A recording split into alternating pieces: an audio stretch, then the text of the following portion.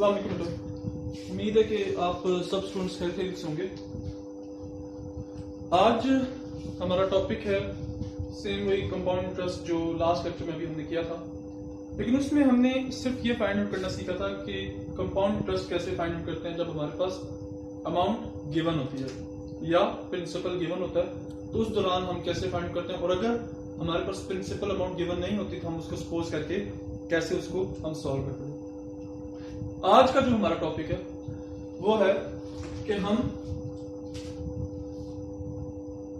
Principal को कैसे find out करेंगे। प्रिंसिपल, टाइम और रेट, इन तीनों चीजों को जबकि हमारे पास क्या हो, कंपाउंड इंटरेस्ट को हमने यूज करना। यानी कि हमारे सवाल में ये कहा गया हो कि find the principal if compound interest on some amount is this, और अमाउंट गिवन हो और साथ में रेट और टाइम भी आपको चीजें गिवन हो, तो उस दौरान हमने इसमें प्रिंसिपल या रेट या टाइम को कैसे फाइंड करना। तो बेटा आइए इसके तीनों फार्मूला मैं आपको वन बाय वन डिस्कस करवाता हूं। सबसे पहले आपके पास ऊपर लिखा हुआ है कि आपके पास अमाउंट का फार्मूला कंपाउंड इंटरेस्ट में आपने प्रीवियस लेक्चर में किया, आपका अमाउंट का फार्मूला ये है, ये लिखा हुआ है। अब इसी फार्मूले को अगर आप देखें, प्रिंसिपल को आप यहीं रहने दें और इस वाली पूरी की पूरी टर्म को, ये जो 1 प्लस आर डिवाइडेड बाय 100 की पावर n लिखा हुआ है, इसको आप अमाउंट के नीचे डिवाइड करें तो ये देखें आपके पास प्रिंसिपल का फार्मूला बन जाता है। किसका? प्रिंसिपल का फार्मूला बन जाता है। यानी कि आप कंपाउंड इंटरेस्ट को यूज करते हुए प्रिंसिपल के फार्मूले को आप इस तरीके से इंप्लीमेंट करेंगे और यहां से आप प्रिंसिपल फाइंड आउट कर लेंगे। तो पहला फार्मूला आपका ये हो गया, फर्स्ट फार्मूला आपका प्रिंसिपल का ये वाला हो गया। नेक्स्ट है टाइम कैसे फाइंड आउट करना है, यानी कि n। सेम इसी फार्मूले को लें तो आपने देखा कि ये जो a है इसके साथ ये p डिवाइड हो सकता है क्रॉस मल्टीप्लाई में, तो मैंने इसको p को यहां पे डिवाइड कर दिया। बाकी मेरे पास क्या रह गया, 1 प्लस आर डिवाइड बाय 100 की पावर n। अब आपको पता है कि जब भी आपके पास पावर होती है तो उस दौरान आप क्या करते हैं, लॉग लेते हैं। क्या करते हैं बेटा, लॉग लेते हैं। तो इसमें मैं लॉग लेता हूं, तो मैंने यहां पर दोनों साइड्स पे लॉग अप्लाई कर दिया। जब मैंने लॉग अप्लाई किया तो लॉग की प्रॉपर्टी है, लॉग की प्रॉपर्टी क्या है, यहां पे मैं लिख लेता हूं। यहां पे आपके पास कि log of x divide by y हो तो इसको हम लिखते हैं log of x minus log of y। तो यहां पर देखिए log of a divide by p था, तो मैंने क्या किया, log of x minus log of y। दोनों की दोनों वैल्यूज जो डिवाइड हो रही थी उनको मैंने माइनस कर दिया। अब यहां पर ये log of 1 plus are divide by 100 whole की पावर n। दूसरी प्रॉपर्टी ये है कि जब भी आपके पास लॉग ऑफ x की पावर n हो तो ये जो n है ये आपके पास शून्य आ जाता है। क्या आ जाता है, शून्य आ जाता है।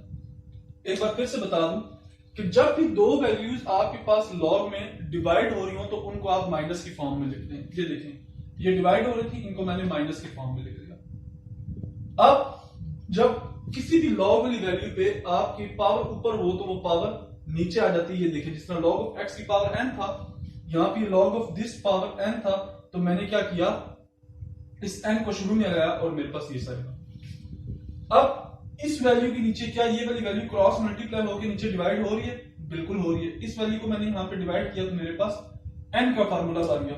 तो n का फार्मूला क्या है, log of a minus log of b over 1 plus are divide by 100 और उसका लॉग। तो 1 2 दो फार्मूले हो गए। अब तीसरा फार्मूला रेट का।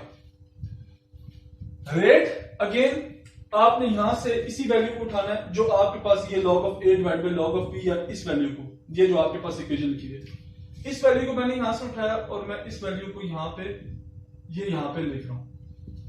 ये मैंने एरो लगा दिया, इस वैल्यू को मैं यहां पे लिख रहा हूं। Log of a minus log of b ये आपके पास लिखा हुआ था। अब आपको r चाहिए, आपने क्या किया, इस n को यहां पर लाके क्रॉस मल्टीप्लाई करके डिवाइड कर दिया। पीछे आपके पास ये log into 1 plus r divide by 100 रह गया। अब लॉग का रेसिप्रोकल क्या होता है, या लॉग का इनवर्स क्या होता है, एंटी लॉग। तो आपने क्या किया, taking anti log on both sides. Anti log क्यों लिया, क्योंकि आपने इस लॉग को खत्म करना था, आपको ये r चाहिए था इस वजह से। अब आपने क्या किया, एंटी लॉग लिया, इस पूरे के ऊपर एंटी लॉग आ गया, और यहां पे लॉग आपने इसके ऊपर जब एंटी लॉग अप्लाई किया तो ये लॉग और एंटी लॉग दोनों काट के आपके पास 1 प्लस आर डिवाइड बाई 100 ही आ जाए। ठीक है बेटा,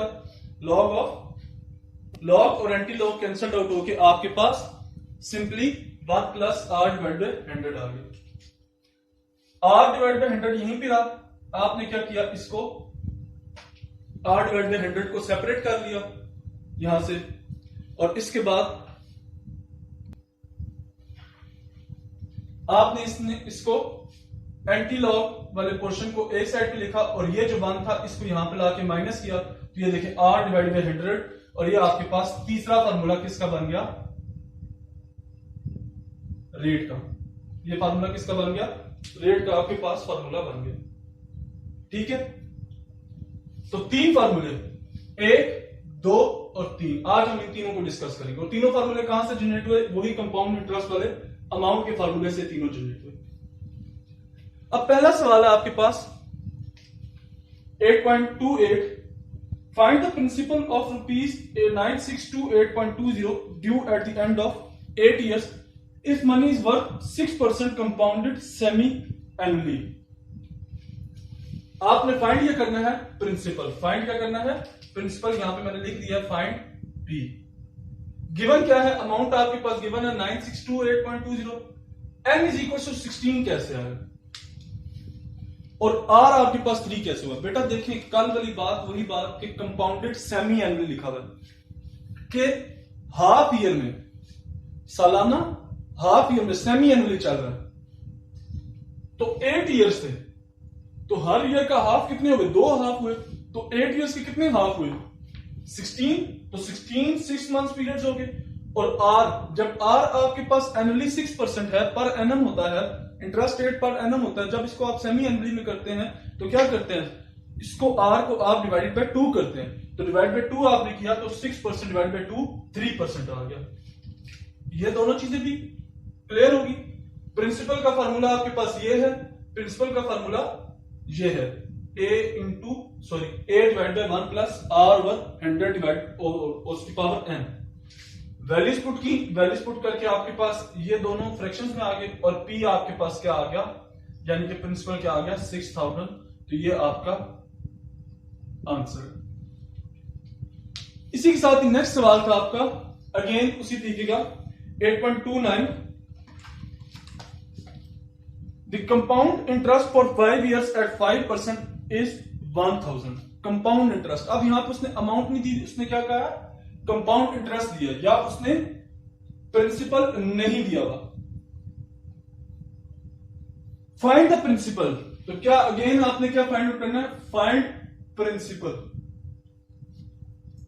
गिवन कंपाउंड इंटरेस्ट है, एन 5 years और आर 5%। जब आपके पास गिवन नहीं है, कंपाउंडेड एनुअली है या सेमी एनुअली है या फिर क्वार्टरली है, तो फिर आप उसको क्या करते हैं, एनुअली ही कंसिडर करते हैं। तो आपने एनुअली कंसिडर किया तो n इक्वल टू 5 और r क्या आ गया आपके पास 5%।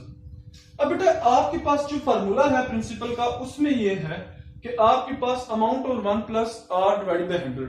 अमाउंट आपको गिवन होती है, r गिवन होता है और n। जब आपको अमाउंट गिवन नहीं है तो उस सिलसिले में आप क्या करते हैं, प्रिंसिपल को, क्योंकि देखें अमाउंट गिवन नहीं है तो आपको पता कैसे कि प्रिंसिपल आपका लगा कितना है, क्योंकि प्रिंसिपल आपकी जो अमाउंट आपने बोरो की होती है उसी के ऊपर ही आपका इंटरेस्ट रेट लग के आपके पास अमाउंट आती है। जब आपको नहीं पता तो उस सिलसिले में आप क्या करते हैं, प्रिंसिपल को आप एज्यूम करते हैं, सपोज करते हैं। तो मैंने क्या किया, let principal is equal to 100। अब अमाउंट का फार्मूला क्या है, p into 1 plus are divide by 100। तो मैंने इस फार्मूले को लगाया और प्रिंसिपल की जगह 100 पुट किया, r की जगह 5 और n की जगह भी 5 डिवाइड बाई 100। तो मेरे पास ये क्या आ गया, ₹127.63 अमाउंट आ गई। ये मेरे पास क्या आ गई, अमाउंट आ गई। अब कंपाउंड इंटरेस्ट किसकी इक्वल होता है, अमाउंट माइनस प्रिंसिपल। ये CI लिखा हुआ बेटा, इसको आप अगर आसानी के लिए अपनी करते हैं तो इसको बेशक C.I कर दे ताकि आप उसमें कंफ्यूज ना हो। इसमें आप C.I कर दें। अब कंपाउंड इंटरेस्ट आपके पास क्या होता है, अमाउंट माइनस प्रिंसिपल। अमाउंट क्या आई 127.63 और प्रिंसिपल आपने क्या सपोज किया था 100। तो अमाउंट माइनस प्रिंसिपल आपके पास ₹27.63 कंपाउंड इंटरेस्ट आ गया। अब क्या कहता है कि अगर कंपाउंड इंटरेस्ट आपके पास 27.63 था तो प्रिंसिपल आपके पास 100 है, लेकिन कंपाउंड इंटरेस्ट सवाल में क्या गिवन था 1000, तो मगर इफ कंपाउंड इंटरेस्ट अगर आपके पास हो 1000, कंपाउंड इंटरेस्ट क्या हो 1000, तो उस सूरत में अब आपके पास प्रिंसिपल क्या आएगा, प्रिंसिपल आपका आएगा जो आपके पास बेटा दो वैल्यूज गिवन होती है ना, एक आपने जो एज्यूम की और जो गिवन हुई, उन दोनों को आप मल्टीप्लाई करते हैं और जो आपने फाइंड की होती है उसको डिवाइड करते हैं। तो ये देखिए कंपाउंड इंटरेस्ट अगर 1000 था तो प्रिंसिपल क्या आया 100 जो आपने सपोज किया हुआ था और 1000 जो आपको सवाल में गिवन था, और ये डिवाइड किससे किया जो आपने फाइंड किया था, यानी कि ये 27.63 जो आपने फाइंड आउट किया था, ये कंपाउंड इंटरेस्ट जो आपने फाइंड आउट किया था, ये क्या था कंपाउंड इंटरेस्ट। तो आपने इनको मल्टीप्लाई किया तो ये आपके पास क्या आ गई प्रिंसिपल अमाउंट, ये आपका आंसर। नेक्स्ट है 8.30, निहायत आसान सवाल है। In how many years a sum of ₹1000 would amount ₹1350 at 4% compounded interest? कितने सालों में, in how many years, कितने सालों में, find n, जब how many years है नंबर ऑफ years तो n, गिवन क्या है प्रिंसिपल आपके पास 1000 है, a sum of rupees, सम क्या है प्रिंसिपल 1000, अमाउंट 1350 और 4% compounded, r is equals to 4%। n आपको पता है किसकी इक्वल होता है, ये फार्मूला है, ये फार्मूला आपने लिखा log of a minus log of b over log of 1 plus r divide by 100, values put की, आपके पास आंसर क्या आ गया 7.65 इयर्स। इसको बेटा आप राउंड ऑफ करके लिखना चाहें तो 8 इयर्स आप लिख सकते हैं, गलती नहीं होगी। मैंने आपको कल भी बताया था कि इयर्स आप राउंड ऑफ करके लिखते हैं, तो आप इसको राउंड ऑफ करके लिखें तो गलती नहीं है, लेकिन चूंकि बुक पे पीछे आंसर ये लिखा था तो मैंने इसीलिए, आप घर में बैठ के इसको कंफ्यूज न होते कि सर ने आंसर यहाँ पे 8 इयर्स क्यों लिख दिया, इसीलिए आपको ये आंसर मैच करके बताया कि आपका आंसर यही आता है। उसके बाद नेक्स्ट सवाल है आपका, ये आपके पास एक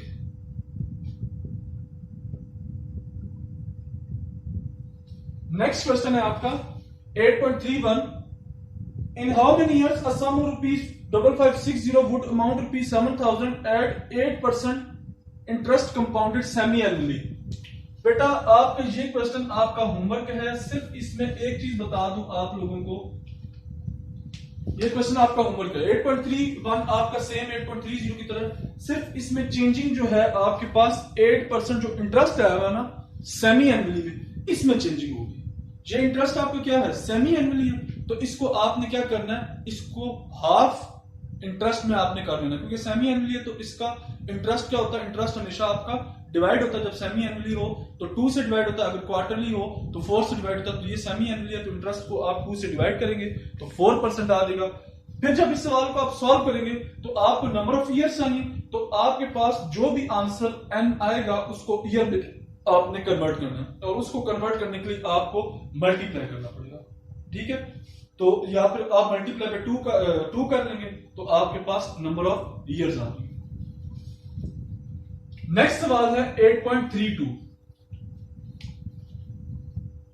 eight what rate of interest compounded per annum, at what rate of interest, r find out करना है, फाइंड आर।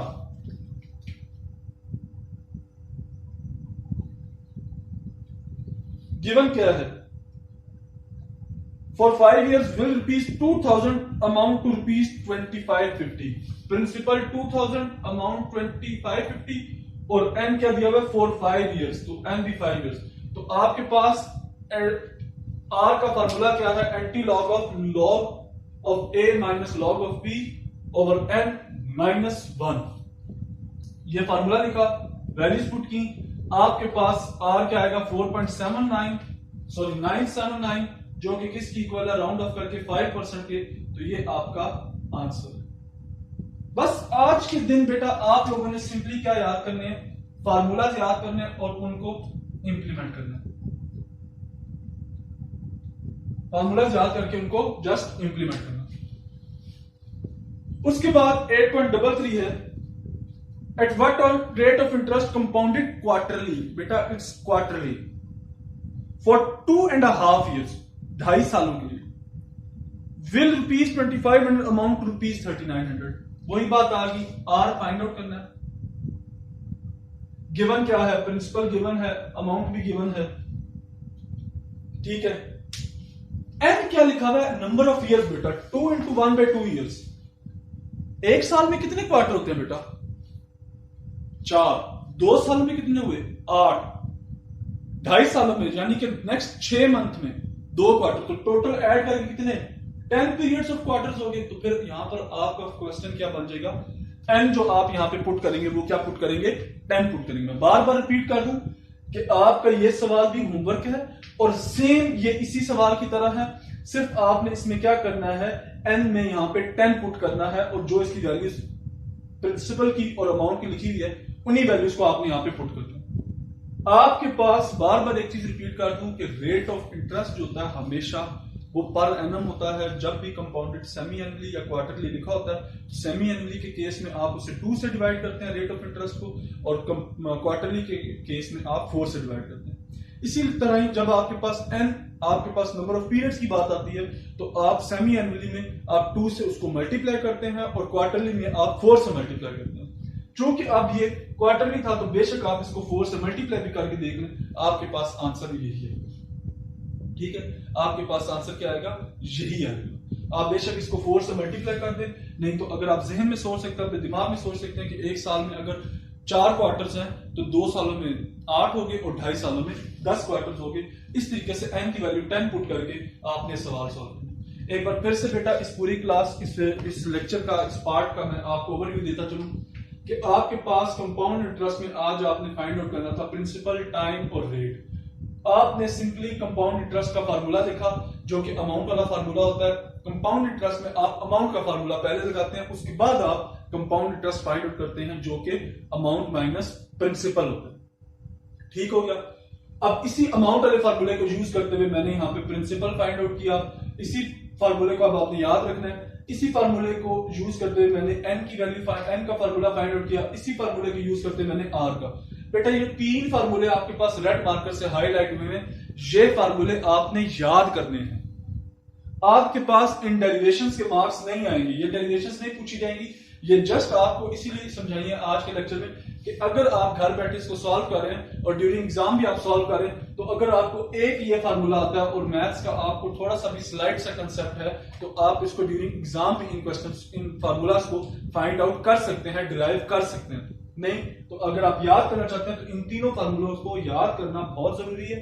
और ये आपके इन फार्मूला से रिलेटेड, तीनों फार्मूला से रिलेटेड आपके 6 अदद सवाल थे, 2 सवाल हर फार्मूले के थे।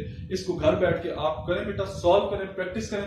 जो 2 होमवर्क के लिए आपको क्वेश्चन दिए जा रहे हैं इनको लाजमी करें और इसका फीडबैक दीजिएगा, ठीक है बेटा। Thank you so much. Allah हाफिज, अल्लाह निगहबान।